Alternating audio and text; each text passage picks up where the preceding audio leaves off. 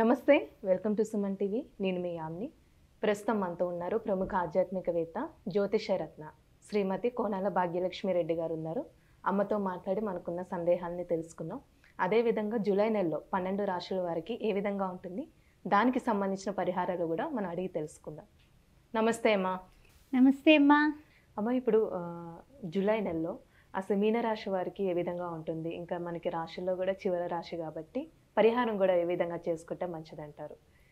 తప్పనిసరిగానమ్మా. 1/7/2024, 31/7/2024 మీనరాశి ద్వాదశ రాశుల్లో చివరిది.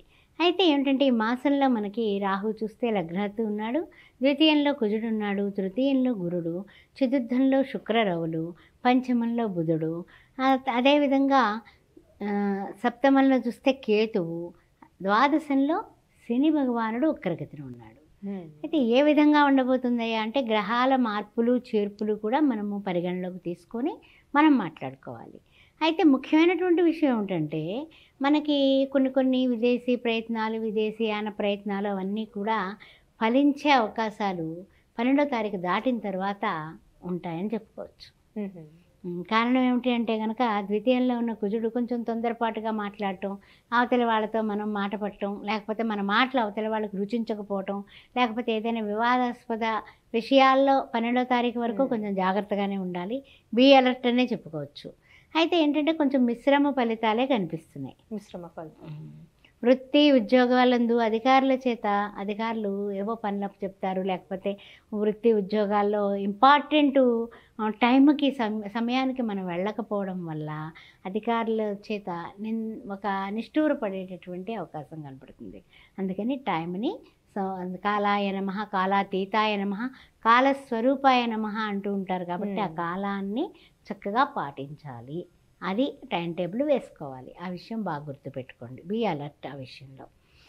తర్వాత విషయానికి వచ్చినట్లయితే కనుక అంటే కొన్ని సాధ్యం కాని పనులు. ఇప్పుడు నేను మీకు ఏదో మాట ఇస్తానమ్మా, ఆ మాట నేను చేయలేను, గొప్పగా ఇస్తాను, 10 మందిలో పేరు ప్రఖ్యాతులు పెరగడానికి ఇస్తాను, లేకపోతే అందరూ ఆహా ఓహో అనుకోవడానికి ఇస్తాను.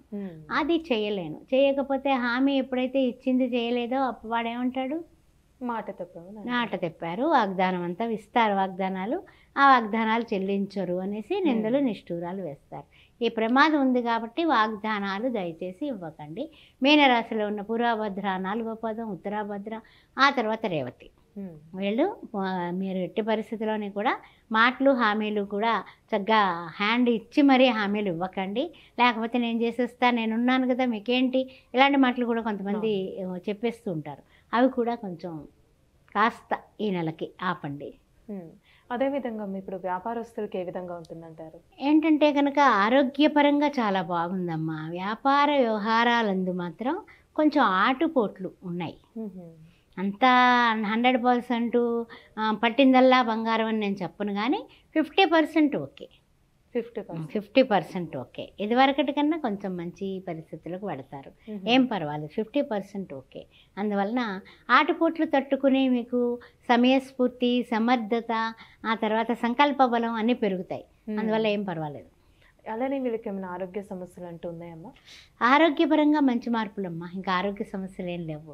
మీనరాశి వారికి ఆరోగ్య సమస్యల నుంచి విముక్తి వచ్చింది. తర్వాత విషయానికి వచ్చినట్లయితే రవి కూడా మారిపోతున్నాడు కదా 16వ తారీఖున.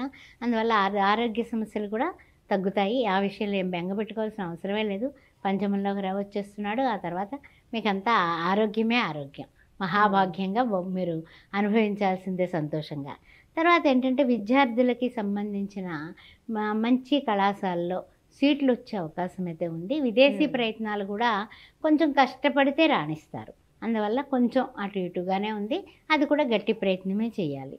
తర్వాత ఏంటంటే కనుక ట్రాన్స్ఫర్స్ ఉన్నాయి, బదిలీలు ఉన్నాయి. మీకు పదోన్నతితో బదిలీ, లేకపోతే ఉన్న స్థానం నుంచి ఉన్నత స్థానానికి మీకు వెళ్ళడం కానీ, లేకపోతే ఉన్న స్థానమే వేరే ఊరికి బదిలీ అవ్వడం కానీ, స్థాన చలనం అయితే గ్యారంటీగా ఉంది. ఇల్లు మారుతారా, లేకపోతే వేరే ఉద్యోగం నుంచే పెద్ద ఉద్యోగంలోకి పెడతారా అనేది భగవంతుని యొక్క అనుగ్రహం మీకు లభిస్తుంది.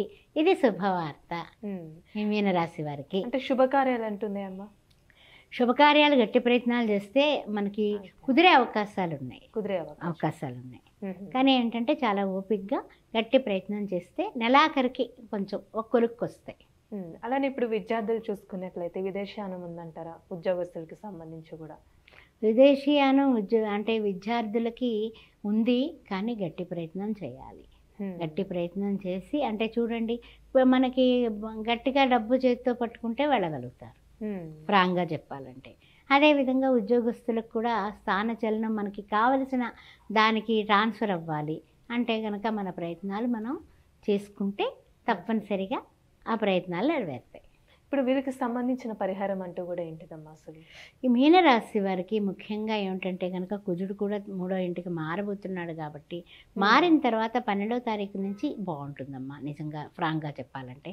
అందువల్ల అమ్మవారిని ఎంత బాగా ఈశ్వరుడు, పార్వతీదేవి, ఆ తర్వాత వాళ్ళిద్దరిని ఉన్నటువంటి వినాయకుడు, కుమారస్వామి, వీళ్ళు ఉన్నటువంటి పటం ఇంట్లో పెట్టుకుని ఎవరైతే రాహుకాల దీపం పెట్టి పూజిస్తారో సక్సెస్ అనేది వీళ్ళ ఇంట్లో ఉంటుంది. భార్యాభర్తల మధ్య మాట పట్టింపులు కూడా రావు. అందువల్ల ఈశ్వర ధ్యానం, అమ్మవారి ధ్యానం చేయడం అనేది చెప్పదగిన సూచన.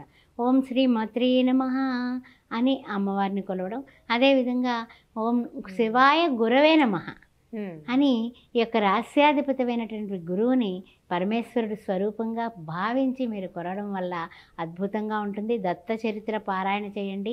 గానుగాపురం వెళ్ళి దత్త దర్శనం చేసుకుంటే మీ కష్టాలు నష్టాలన్నీ కూడా అద్భుతంగా తీరిపోయి మీరు ఆశ్చర్యపోయేలాగా శుభాలన్నీ కూడా చేకూరుతాయి. గురుదేవ దత్తాత్రేయాయ నమః, ఓం ధ్రాం దత్తాత్రేయాయ నమః అని అనుకుంటూ ఉండండి. దిగంబరా దిగంబరా శ్రీపాద వల్లభ దిగంబరా, మీ అందరికీ శుభాలు కలుగుతాయి. మంచి పరిహారం తెలియజేశారమ్మా, ధన్యవాదాలు మీకు. ఓం శ్రీ మాత్రే నమః. ఆస్ట్రో భాగ్యలక్ష్మి ఈ ఛానల్ని సబ్స్క్రైబ్ చేశారా? చేయకపోతే వెంటనే చేయండి. మేము ప్రతిరోజు ఏదో ఒక మంచి విషయాలతో, వీడియోలతో, మాస ఫలాలు, వార ఫలాలు, అవే కాకుండా జాతక విశ్లేషణ, పొంతనలు, మీకు ఎనీ డౌట్ ఏమున్నప్పటికీ కూడా నాకు కాల్ చేయొచ్చు. 9866044439 అనే నెంబర్కి మీరు కాల్ చేసినా, వాట్సాప్ చేసినా, date of birth, time of birth, place of birth and name ఈ 4 పెట్టినట్లయితే సరిపోతుంది. తర్వాత విషయానికి వచ్చినట్లయితే 16 సంవత్సరాలు పూర్తి చేసుకుని 17వ సంవత్సరంలో అడుగుపెట్టినటువంటి శ్రీ సౌభాగ్య మ్యారేజ్ బ్యూరో, మీకు మీ బంధువులకు కానీ, మీ మిత్రులకు కానీ, మీ ఇంట్లో కానీ పెళ్లి కావాల్సిన వాళ్ళు ఎవరైనా ఉంటే మమ్మల్ని వెంటనే సంప్రదించవచ్చు. ఓం శ్రీ మాత్రే నమః.